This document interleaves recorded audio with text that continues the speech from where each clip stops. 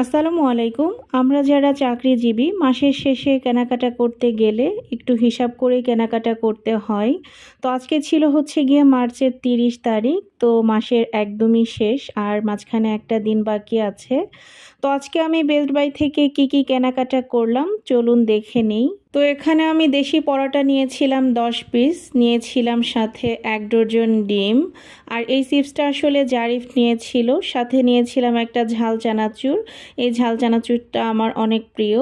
এছাড়াও নিয়েছিলাম ১ প্যাকেট দারুচিনি। দারুচিনি আসলে আমার এমনি খেতে অনেক ভালো লাগে, তাই প্রায়ই দেখবেন কেনাকাটার মধ্যে দারুচিনি নিয়েছি। নিয়েছিলাম ১ প্যাকেট লবঙ্গ, ১ প্যাকেট মেথি। মেথি পানিতে ভিজিয়ে খেলে অনেক উপকার, সেজন্য নিয়েছি। আর এখানে এবার কাপড় নাড়ার এই ক্লিপটা নিয়েছি। এই ক্লিপগুলো বেশ মজবুত, তাই ভাবলাম যে এবার এটাই নেই। আর এখানে বেশ কিছু বিস্কিট, তারপরে জারিফ এখানে ৪টা নেসকাফের কফি নিয়েছিল।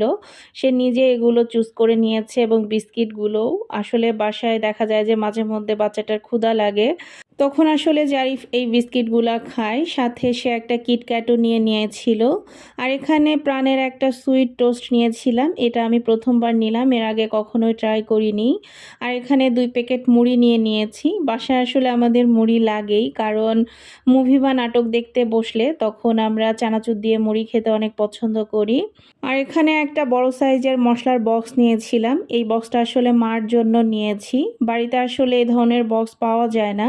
তো আজকে যেহেতু আমি বেস্ট বাইয়ে পেয়ে গেলাম, তাই একটা নিয়ে নিলাম। আর এখানে ১ প্যাকেট বার্মিসেলি সেমাই নিয়েছিলাম ১ কেজি পেঁয়াজ। আর এখানে জারিফের জন্য ৩টা ওটস নেওয়া হয়েছে। এগুলো জারিফের প্রতি মাসে ৩টা করেই লাগে। জারিফ আসলে সকালের নাস্তায় ওটস খায়, তো সেজন্যই আসলে ওটসটা নেওয়া হয়েছে। আর পরোটাটা আমি আসলে ফ্রিজে রেখে দিয়েছি, যেহেতু ফ্রোজেন ছিল। আর এখানে এখন যে লাল বাস্কেটটা দেখতে পাচ্ছেন, এটাও আজকে নিয়েছি। এখানে আসলে বিভিন্ন ধরনের জিনিস রাখা যাবে, সেজন্যই মূলত নেওয়া। তো এগুলোই ছিল আমার আজকের গ্রসারি কেনাকাটা। আপনাদের কাছে কেমন লাগলো অবশ্যই কিন্তু জানাতে ভুলবেন না।